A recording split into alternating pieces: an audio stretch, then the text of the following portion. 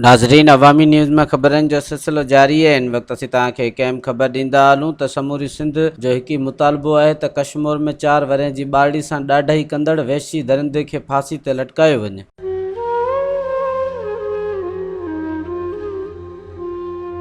इसके सारे दांत तोड़ दिए, इसका मुंह सोई दिया, इसका गला दबा दिया, इसके साथ गंदे काम किए, बहुत बहुत बुरी हालत की है।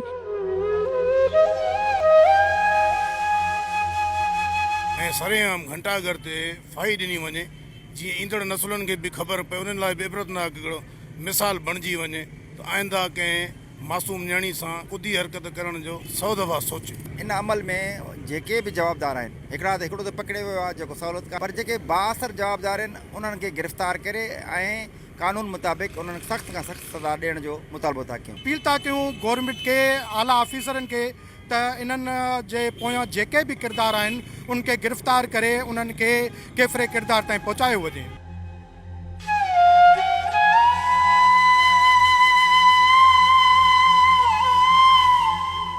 मज़ीद खबरों और तफसीलात के लिए विज़िट करें हमारी वेबसाइट www.awamiNewsHD.com।